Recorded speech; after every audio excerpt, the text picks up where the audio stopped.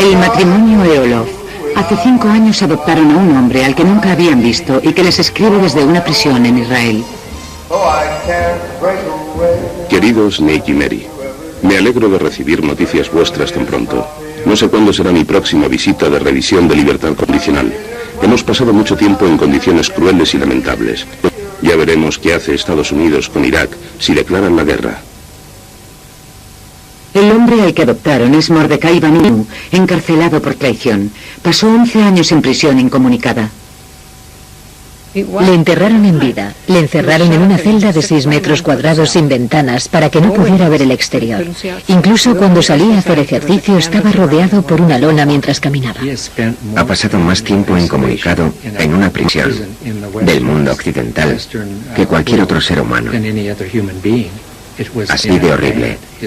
Su situación era horrible. Eso es lo que nos impulsó a adoptarle. ¿Cómo puede un país tratar así a un ser humano? Cuando era un niño, Vanunu y su familia se trasladaron a Israel desde Marruecos. Sirvió en el ejército israelí, estudió filosofía y encontró trabajo en Dimona. Esta misteriosa instalación situada en el desierto de Negev empleó a miles de personas que prestaron juramento de confidencialidad. Durante años, Israel declaró que se trataba de una fábrica textil sin admitir jamás su verdadera finalidad, fabricar plutonio para bombas. Las discrepancias de Vanunu con la política gubernamental no pasaron desapercibidas. Recibió una advertencia y decidió marcharse. Pero no sin las pruebas que cambiarían la historia.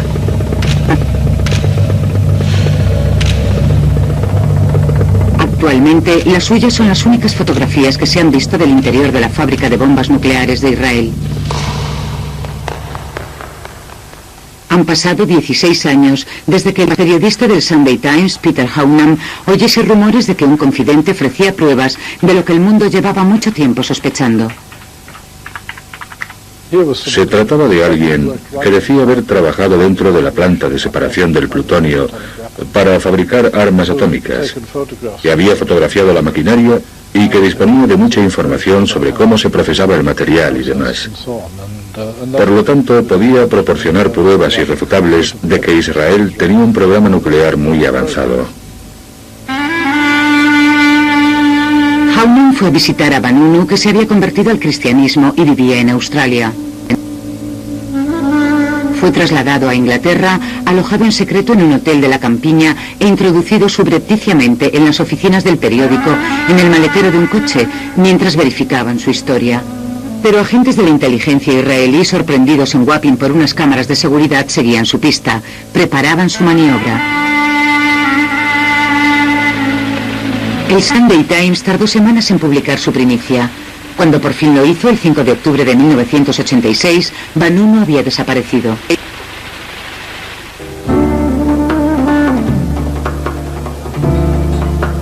Conoció a una mujer estadounidense en Leicester Square a la que parecía agradar.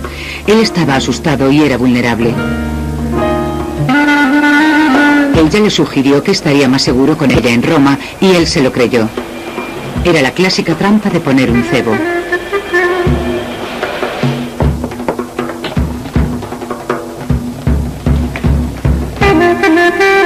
Una vez en Roma, cayó sobre él todo el peso de la ira israelí. Vanunu fue atacado, sometido y drogado.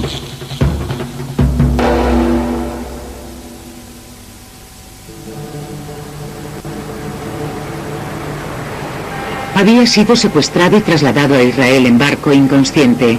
Durante semanas nadie supo dónde estaba.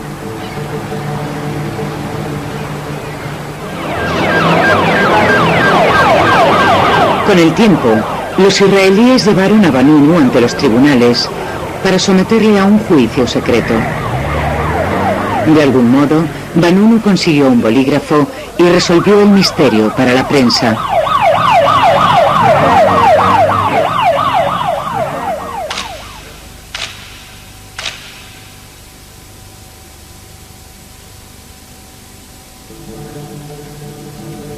Fue Simón Peres, entonces primer ministro, quien ordenó la captura de Vanunu. Hasta la fecha, el secuestro sigue siendo un secreto oficial de Estado. Peres era el padre del programa nuclear secreto israelí, y para él Vanunu era un espía. Traicionó a este país. ¿Cómo fue su reacción? Muy negativa. ¿Qué hizo usted? Lo que pensé que debía hacerse. ¿Y qué fue eso? Someterle a juicio. ¿Secuestrarle? Señora mía, no puedo entrar en detalles. No estoy dispuesto. No veo motivos para hacerlo. El caso es que se le sometió a juicio. El juicio de Vanunu se celebró en secreto. Se le declaró culpable de traición y espionaje y fue condenado a 18 años de prisión.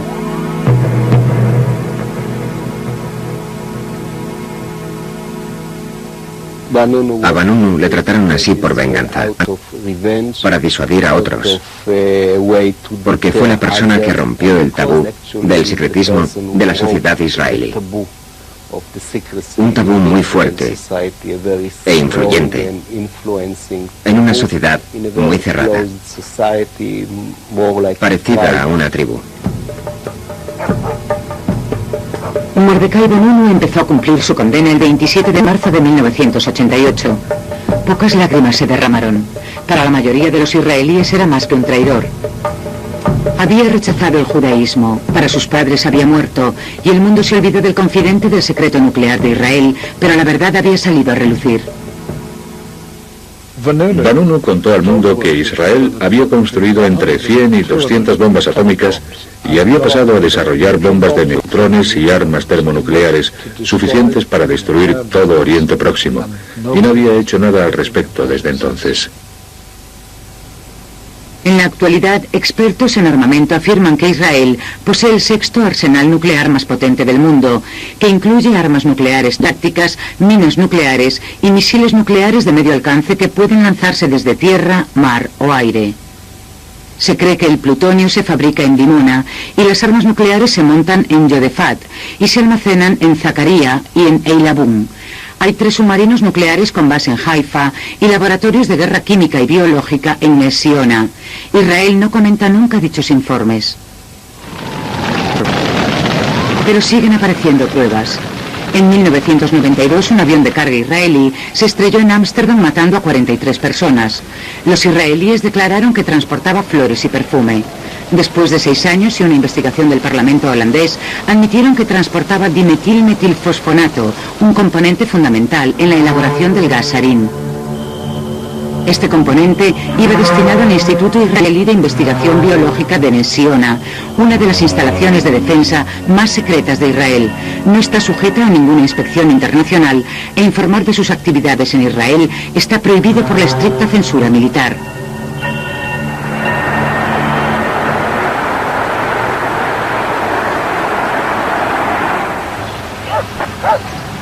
Conforme se aproximaba la guerra, aparecían señales de disconformidad entre la clase media estadounidense. Nick y Mary Eolof han participado en campañas a favor de la paz desde la guerra de Vietnam y el establecimiento de reclutamiento obligatorio.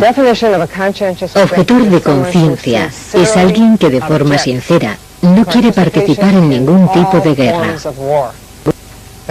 Hay 2 palabras importantes en esa definición: sincera y ninguno.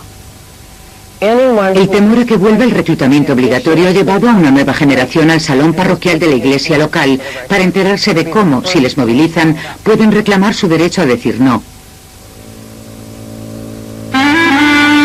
Para los Eolof, Mordecai Vanunu es un ejemplo de objetor de conciencia. Cuando en 1997 le visitaron por primera vez, cumplía su 11º año en prisión incomunicada. Esperamos allí. Y cuando le trajeron parecía un anciano.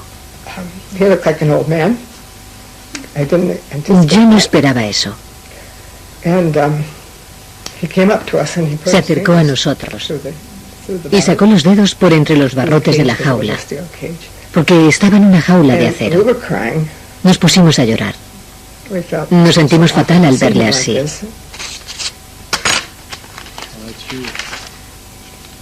Vanunu escribe regularmente. Es la única comunicación que se le permite con el mundo exterior. Pero sus cartas tardan 2 meses en llegar y son siempre censuradas. Dice, no sintáis tan mal, podemos resistir otro año. Dios mío, qué valor. Las primeras cartas que recibimos estaban totalmente recortadas. Pude comprobarlo. Ni siquiera es un buen ejemplo, porque estaban más recortadas que esta. Utilizan un rotulador y se las devuelven a Mordecai. Él tiene que recortar lo que ellos han marcado.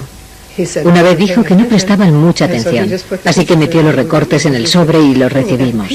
Ni siquiera eran cosas importantes. Se trata de ejercer un control total.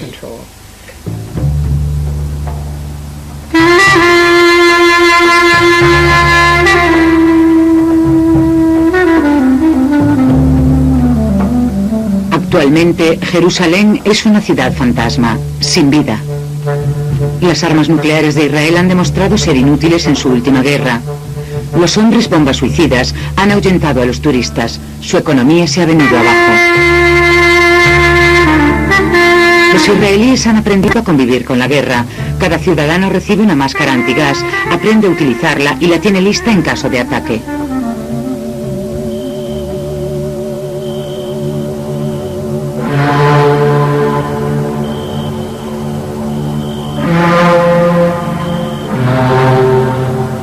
Las armas nucleares son consideradas como un elemento disuasorio justificable por la mayoría de los israelíes que se sienten asediados por sus enemigos. Hace 40 años, Uzi Even, entonces un joven científico de Dimona, participó en el nacimiento de la bomba de Israel. Éramos un país muy pequeño, rodeado por estados mucho más grandes y con mayor población, en unas fronteras que resultaban casi imposibles de defender. El Holocausto seguía muy vivo en nuestras memorias en esa época y nos dimos cuenta de que teníamos que hacer algo para impedir que se repitiese aquella situación. El personal era muy joven, la mayoría éramos muy jóvenes y entusiastas, y trabajábamos en algo que considerábamos esencial para nuestra existencia. Era como buscar la garantía definitiva de que no seríamos atacados ni aniquilados. Fue el joven Simón Pérez en los años 50 quien negoció un acuerdo secreto con los franceses para comprar un reactor para la fabricación de armas nucleares, igual que el suyo. Pero mientras se instalaba Dimona, llegaron a Washington informes de su servicio de inteligencia que decían que Israel estaba construyendo una bomba atómica. Pese a asegurar que Dimona era solo para fines pacíficos, el líder israelí Ben Gurión fue convocado en Washington. El presidente Kennedy temía una carrera armamentística en Oriente Próximo y exigió inspecciones. Pero cuando los inspectores entraron por fin en la planta en mayo de 1961 fueron burlados. Les mostraron una sala de control falsa situada en la planta baja. No se percataron de la existencia de las 6 plantas inferiores en las que se fabricaba el plutonio. Fue algo de lo que se enorgullecían, casi una leyenda en Dimona según Vanunu. Cuando llegaron los estadounidenses les engañaron totalmente. Todas las entradas, incluyendo los huecos de los ascensores, fueron tapiados y enfoscados para que resultase imposible acceder a los pisos inferiores.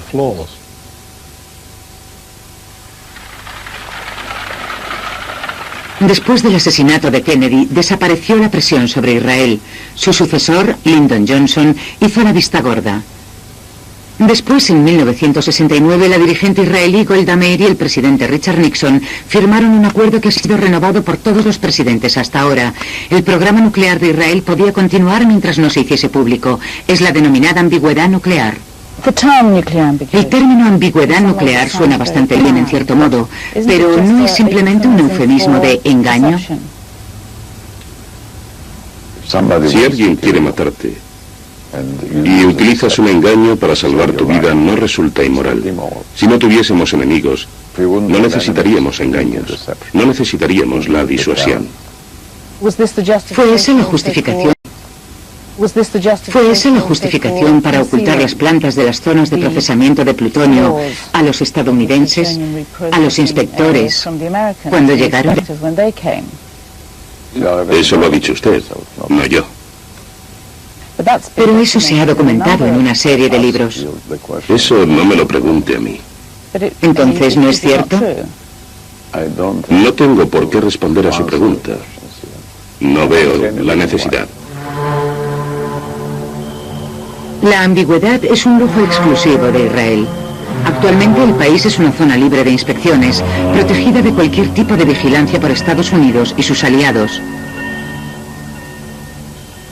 Este es el lugar que Vanunu identificó como la planta de separación, construida principalmente bajo tierra. Y esta es la cúpula plateada del reactor nuclear de Dimona. Ronen Berman es un periodista israelí especializado en seguridad y defensa. Esta fotografía fue tomada por uno de los mejores satélites comerciales que hay. Se llama Iconos y es capaz de hacer fotos con una resolución de 1 metro. Sin embargo, debido a las exigencias de Israel, el Congreso de Estados Unidos promulgó una ley que prohibía que los satélites estadounidenses vendiesen imágenes de zonas de Israel con una resolución superior a 2 metros. Con lo cual, el Iconos capta imágenes de Israel y luego cambia la resolución a 2 metros. ¿Peor? ¿Menos clara? Mucho menos clara.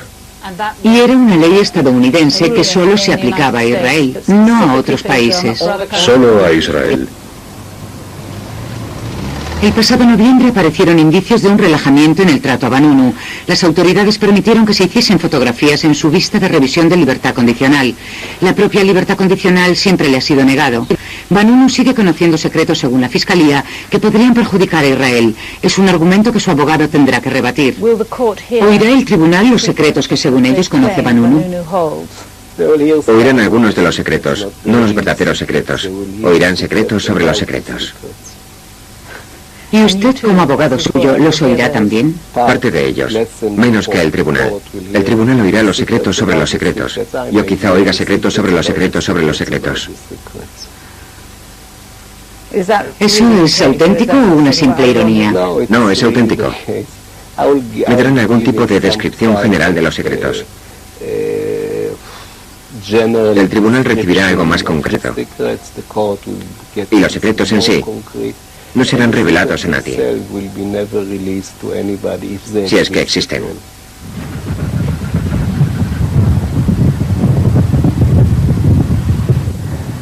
Nick y Mary Eolof han llegado a Israel. Esperan poder visitar a Vanunu en la prisión, pero aún no han obtenido el permiso.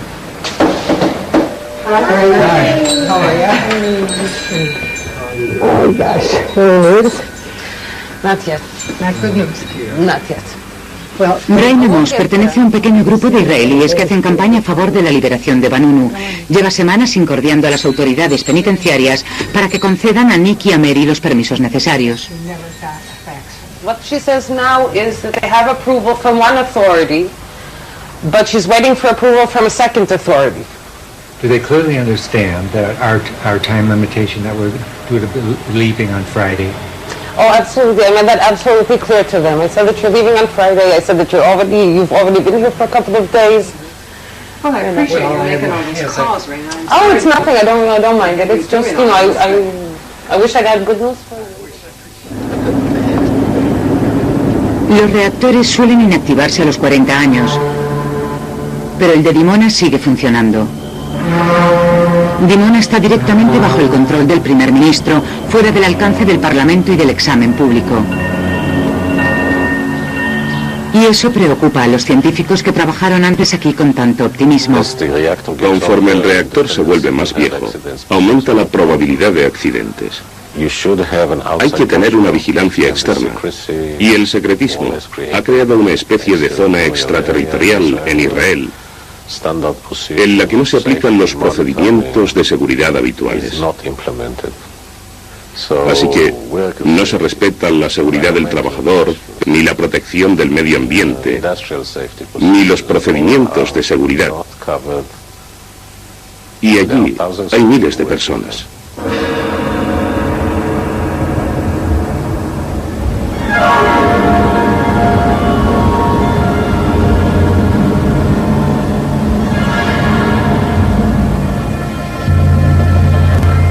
Pero los secretos de este viejo reactor empiezan a filtrarse.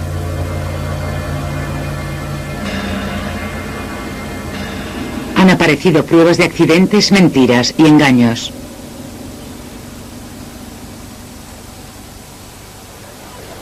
En 1996 llegaron rumores a la prensa de la existencia de una zona radioactiva en el desierto.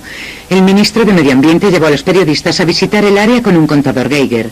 No se les permitió llevar uno propio, según me comentó uno de ellos.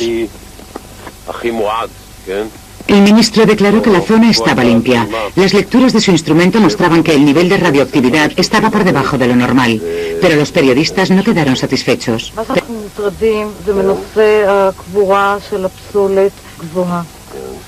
אתה יכול להגיד לנו איפה למשל קבורה הפסולת כזו? במקום טוב. באמת, אני לא יכול, אני אומר לך בגילוי, כלומר, אין טעם שתלחצי עליי. זה דבר שהוא מוגדר על ידי מישהו צריך להיות מוגדר, הבעל הבית שלי, הוא יפטר אותי.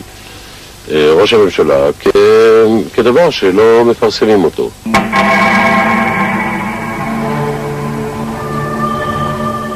Pero el año pasado, en un atrevido documental, la televisión israelí sugirió que se trataba de una tapadera. Un trabajador de Dimona declaró que le habían ordenado retirar residuos radioactivos y ajardinar la zona antes de la visita del ministro para hacer ver a los periodistas que no pasaba nada. Otros comentaban que habían trabajado con uranio durante años. Los accidentes, decían, se convirtieron en rutina. Había escapes, incendios, explosiones de gas tóxico. Pero ahora tienen cáncer y las autoridades niegan que hayan trabajado con materiales radioactivos. Como estaban obligados por un contrato de confidencialidad, no pueden luchar por sus derechos. El programa encontró a otros 100 trabajadores de Dimona que padecían cáncer. Un médico y 2 abogados apoyan su historia.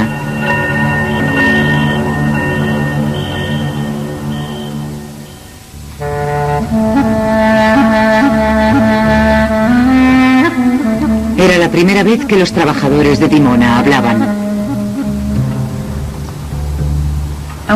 Quiero hablar con Ariel Spiller. Padece de cáncer y en los últimos años ha visto morir de la misma enfermedad a muchos de sus amigos y colegas que trabajaron allí. Está luchando por una compensación para sus familias, para sus viudas, y sé que le gustaría hablar con nosotros del tema. Me ha dicho que ojalá pudiera, pero que le han advertido que no lo haga. Le han dicho que no hable. Voy a visitarle para ver si cambia de idea.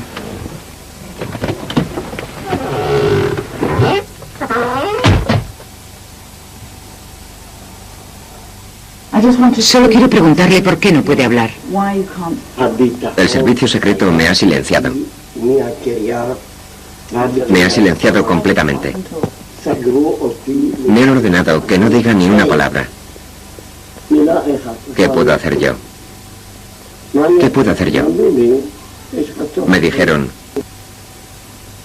acabarás como Vanunu. ¿Cuánto tiempo lleva en prisión? ¿15 años? ¿Quiere que vaya a la cárcel? Yo quería hablar. Pregunté a los demás, pero se negaron.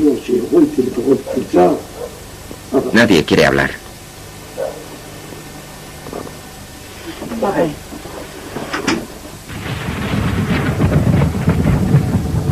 Era el momento de probar con otra gente, los médicos, familiares, abogados. Hello. Hello. I just wanted to ask you whether there would be any possibility of doing an interview with you about the cancer victims and about their case. I'm really reluctant to be interviewed publicly on the media over this story overseas. It's just not appropriate. But why is it so sensitive? Come on now. Any discussion of nuclear issues is sensitive.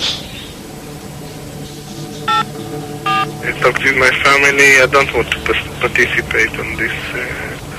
I don't think it's the right thing to do. Nobody is prepared to talk about it.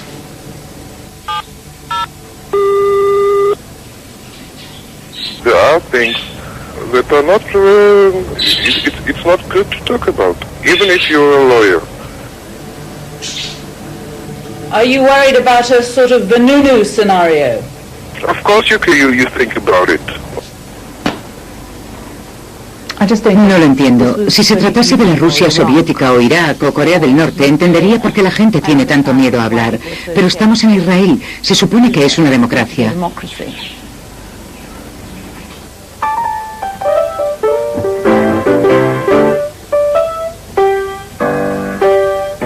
Actualmente en Israel un poder invisible impone el código de silencio a través del miedo. Procede de un hombre cuya propia identidad había sido también un secreto hasta hace 2 años. Yehiel Jorez. Jorez es la figura oficial más inteligente y brillante en cuanto a la adquisición de poder. Cogió un pequeño departamento y lo convirtió en la 4ª agencia de inteligencia en Israel, fuera de la ley, sin investigaciones ni seguimiento por parte del Parlamento israelí. En ese sentido, es un grave peligro para la democracia israelí. Durante 16 años, Jorez ha sido el guardián sin rostro de los secretos israelíes. Su foto a cara descubierta no había sido jamás publicada, hasta ahora. Es Jorez, desde su despacho en el Ministerio de Defensa, quien obstaculiza la libertad condicional de Vanunu.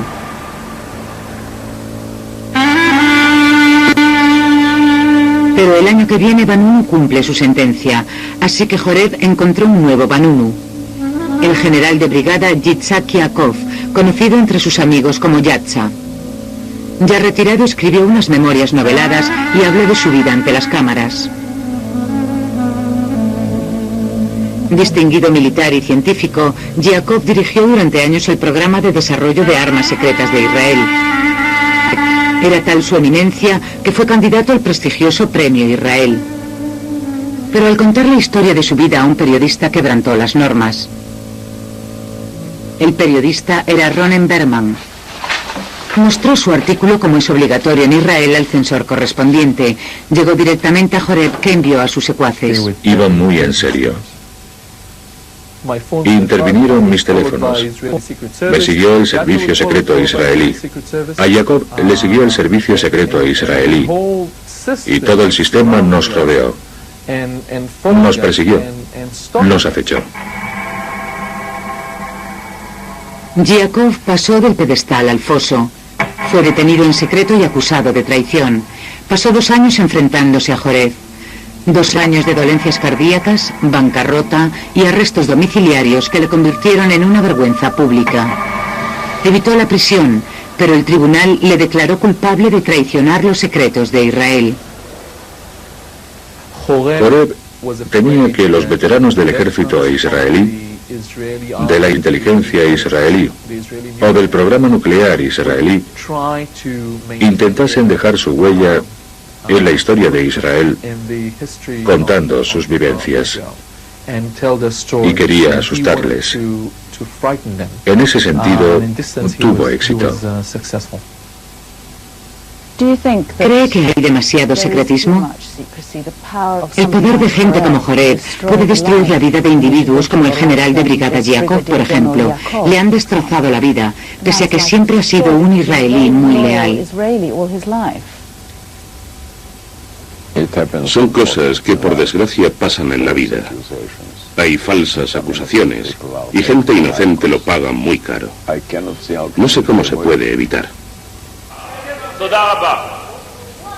El Parlamento de Israel nunca había debatido sobre Dimona o las armas nucleares hasta que hace 3 años un parlamentario introdujo por primera vez esos temas en el orden del día. Issam Makul, un árabe israelí, rompió el tabú ante la indignación de sus colegas.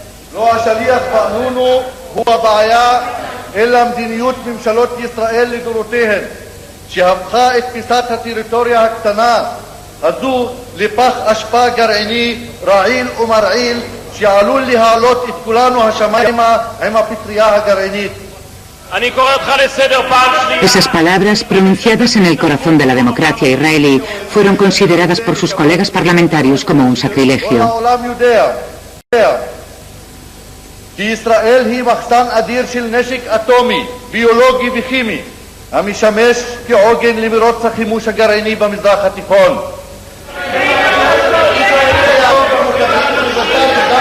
No le permitieron terminar el discurso, pero dejó clara su postura.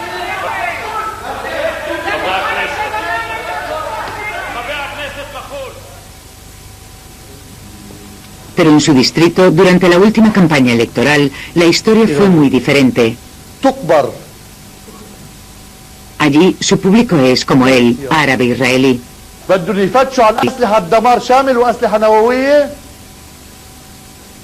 أنا بقول لهم وين في أسلحة نووية وأسلحة دمار شامل إذا بدهم. أنا بقول لهم وين موجودة. في ديمونا موجودة، في خليج حيفا، في جبل علبون، في منطقة سخنين، يدفاتا. بدهم أسلحة نووية؟ بدهم أسلحة دمار شامل؟ يجوا يفتشوا، يبعثوا مفتشين، أنا باخذهم من إيدهم. Hay protestas cada vez más generalizadas sobre un doble rasero. El mundo tiene que comprobar las instalaciones nucleares de Irak, pero no las de Israel. ¿Cómo puede compararlo? Irak es una dictadura. Saddam Hussein es un asesino.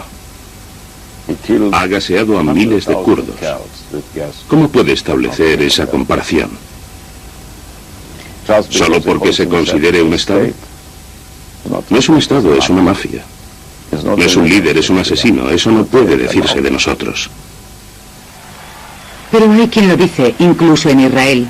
El actual primer ministro, Ariel Sharon, dirigió la invasión de Líbano en 1982. Murieron miles de civiles inocentes. Los peores excesos se cometieron en los campos de refugiados de Shabra y Chatila.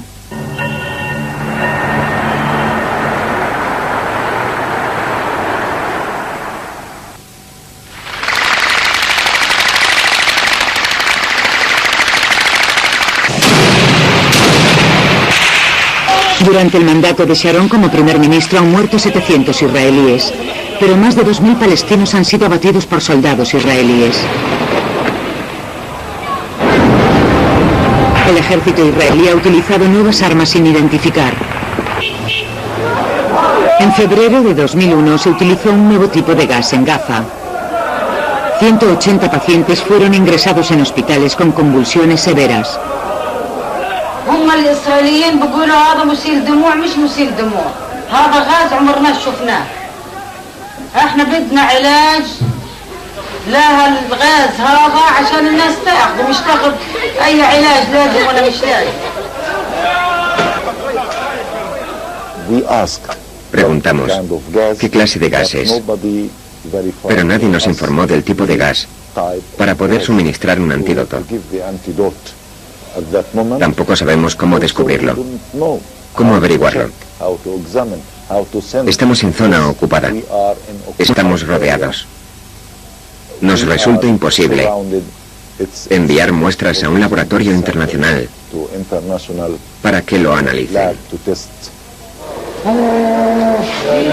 Israel está fuera del Tratado de Armas Químicas y Biológicas y sigue negándose a decir de qué tipo era el nuevo gas.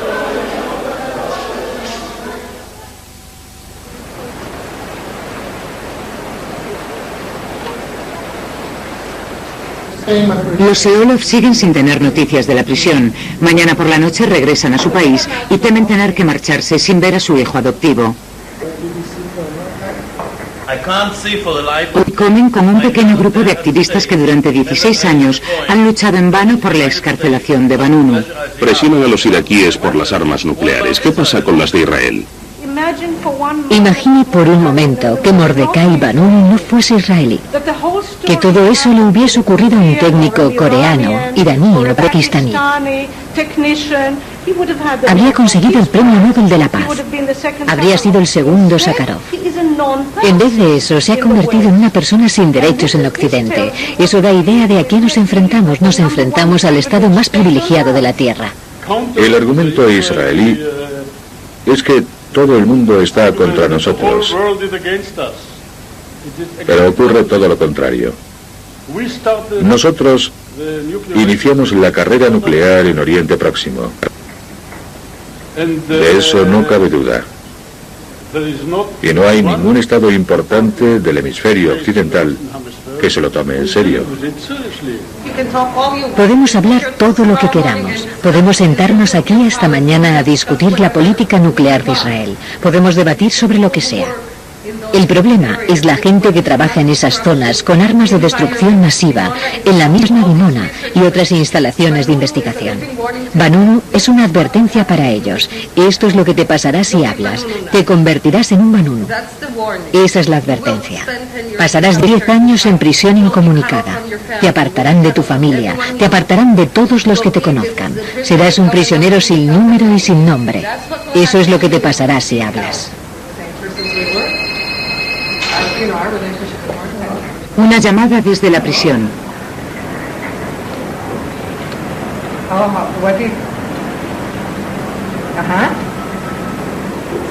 Marvelous. What time?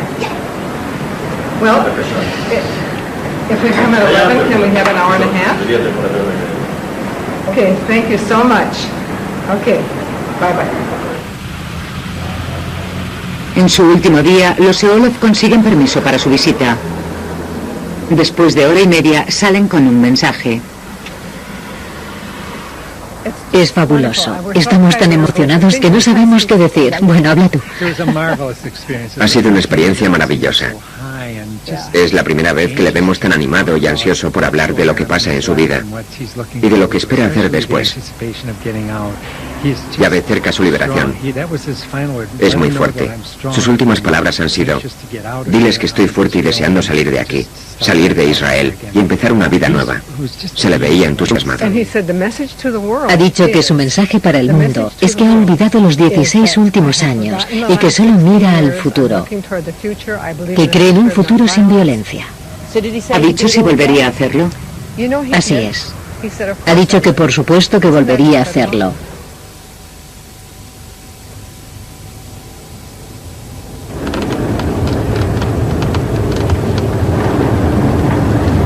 Los Seolov se han ido y Vanunu tiene su revisión de libertad condicional. Como de costumbre, todo, incluyendo el lugar de la vista, se lleva en secreto. Aparte de mí y de Peter Haunam, que ha venido desde Londres, no hay más periodistas aquí.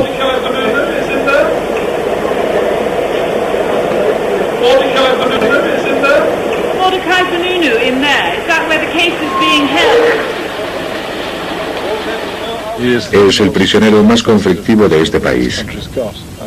Allá donde va tapan las ventanas de su furgón si pueden. Al principio le ponían un casco para que la gente no pudiese verle.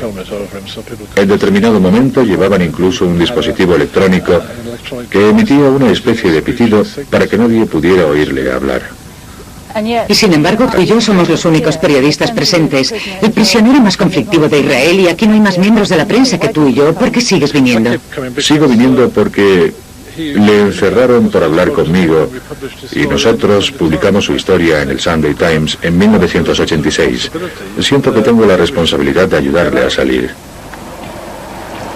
La vista concluía 3 horas después. Como siempre, Vanunu estaba detrás de unos cristales oscuros. En la sala, la fiscal de Joreb citó la guerra de Irak como nuevo motivo para rechazar la libertad condicional.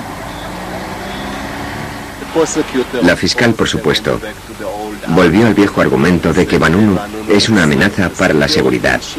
E incluso dijo que si Vanunu era liberado, probablemente los estadounidenses se olvidarían de Irak e irían a por las armas nucleares de Israel, cosa que me pareció sumamente ridícula.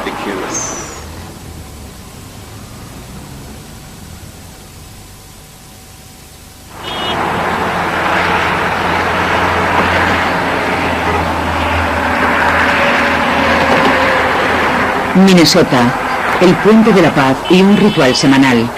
Todos los miércoles cientos de manifestantes protestan contra la guerra. Ahí está Mary, por supuesto Nick también. Cada semana aumenta el número de congregados. Hay una nueva generación de pacifistas que eran solo niños cuando se destapó el asunto de las armas nucleares de Israel. ¿Alguno ha oído hablar de Mordecai Vanunu? No. ¿No sabéis quién es? No. Y si os digo que es alguien que sacó a la luz armas de destrucción masiva israelíes, cuya existencia no conocía nadie, ¿qué diríais? ¿Por qué nuestros medios de comunicación supuestamente libres y abiertos no nos lo cuentan y por qué nuestro gobierno nos oculta esa información si vivimos en el país de los hombres libres? Creo que si nuestra administración fuese coherente o tuviese un poco de integridad, le considerarían un héroe. We're going to work with the members of the Security Council in the days ahead to make it clear to Saddam that the demands of the world and the United Nations will be enforced. En Washington, que entrega a Israel más de 3.000 millones de euros al año, solo se habla de Irak. Llevamos semanas intentando concertar una entrevista sobre las armas israelíes de destrucción masiva, pero nadie de la administración Bush quiere hablar de Israel. Así que hemos pedido una entrevista sobre el equilibrio de poder militar en Oriente Próximo. A ello han accedido. Esta mañana nos han dicho por fin que nos conceden una entrevista con un experto en asuntos israelíes. Es subsecretario de Defensa y se llama Douglas Feith. El Pentágono ha exigido que le enviemos previamente una lista de preguntas. Anotamos equilibrio de poder, ambigüedad nuclear de Israel, acusaciones de doble rasero y Mordecai Vanunu. The gravest danger facing America and the world is outlaw regimes that seek and possess nuclear, chemical, and biological weapons.